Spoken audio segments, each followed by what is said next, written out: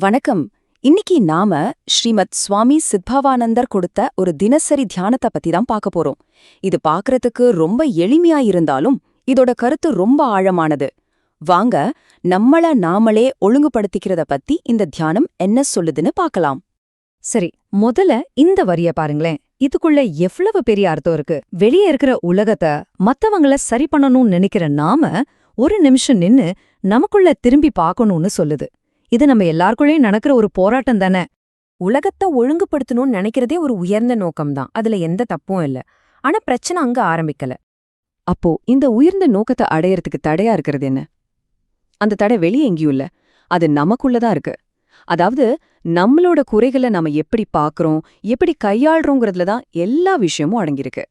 சுவாமி சித்பவானந்தர் ரொம்ப அழகா சொல்றாரு, நம்ம தப்பு நம்ம குறைகள்னு தெரிஞ்சா அதை ஒத்துக்கிறத விட முதல்ல அதை மறைக்கத்தான் நம்ம மனசு முயற்சி பண்ணும். இது ரொம்ப இயல்பான ஒரு மனித குணம். இப்போ ஒரு முக்கியமான கேள்வி வருது. நாம இவ்ளோ கஷ்டப்பட்டு ஒளிச்சு வச்சிருக்கிற நம்ம குறைகளை மத்தவங்க கண்டுபிடிச்சு சுட்டி காட்டும்போது என்ன நடக்கும்? நம்மளோட முதல் எதிர்வினை எப்படி இருக்கும்? உண்மை என்னன்னா, நம்மால அதை சகிச்சுக்கவே முடியாது. உடனே கோபம் வரும். நம்மள நாமளே நியாயப்படுத்தி பேச ஆரம்பிப்போம்.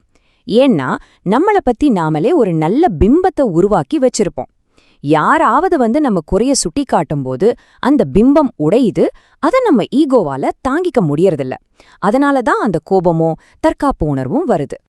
இங்கதான் விஷயம் ரெண்டா பிரியுது. ஒரு பக்கம் தன்னோட குறைகளை எப்பவும் மூடி மறைக்கிறவங்க அவங்களால அடுத்த கட்டத்துக்கு போகவே முடியாது.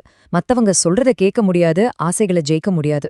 இன்னொரு பக்கம் தன்னோட குறைகளை தைரியமா ஏத்துக்கிறவங்க அவங்க தான் அதை சரி பண்ணி வாழ்க்கையில முன்னேறி போக முடியும். பாருங்க, எவ்ளோ தெளிவான வித்தியாசம். சரி, நம்ம குறைகளை மறைக்கிறது தான் பிரச்சனைக்கு மூல காரணம்னு புரிஞ்சுது. அப்போ இதுக்கு என்னதான் தீர்வு? இந்த சிக்கல்லேருந்து வெளியே வரதுக்கு இந்த தியானம் ஏதாவது வழி சொல்லுதா? கண்டிப்பா சொல்லுது. ரொம்ப நேரடியான 2 படிகள் தான். முதல் படி, முதல்ல நம்ம குறைகளை நாமளே எந்த பயமும் இல்லாம தயக்கமும் இல்லாம ஏத்துக்கணும். 2வது படி, இதுதான் ரொம்ப கஷ்டம், அதை மத்தவங்க விமர்சனம் பண்றதுக்கு மனப்பூர்வமா அனுமதிக்கணும். இதுக்கு நிஜமாவே பெரிய தைரியம் வேணும் இல்லையா? அப்போ இந்த தியானத்தோட மைய கருத்து இதுதாங்க. அந்த தைரியம்தான் திறவுகோல். எப்போ நாம பயப்படாம நம்ம குறைகளை ஏத்துக்கிறோமோ அப்போதான் அதை சரி பண்ண முடியும், நம்ம ஆசைகளை ஜெயிக்க முடியும். சுய கட்டுப்பாட்டை அடைய இதுதான் ஒரே வழி. இந்த கருத்துக்கு இன்னும் ஆழம் சேர்க்க சுவாமி சித்பவானந்தர் இங்க ஞானியான தாய்மானவரோட ஒரு பாடலை மேற்கோள் காட்டுறார். இந்த தாயுமானவர் பாடல் எவ்வளவு சக்தி வாய்ந்தது பாருங்க. மனசுக்குள்ள வஞ்சகம், பொய், பொறாம எல்லாத்தையும் வச்சுக்கிட்டு இருக்கிற ஒருத்தனுக்கு வாழ்க்கையில முன்னேறி போக்க ஒரு பாதை இருக்குமான்னு கடவுள்கிட்டயே கேக்குறாரு.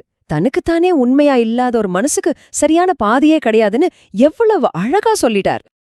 இந்த ஞானம் காலத்தை கடந்தது. சுய ஏமாற்று. நமக்கு நாமே உண்மைய சொல்லிக்காம மறைக்கிறது தான் நம்ம உண்மையான பாதைய கண்டுபிடிக்கிறதுக்கு இருக்கிற மிகப்பெரிய தடை.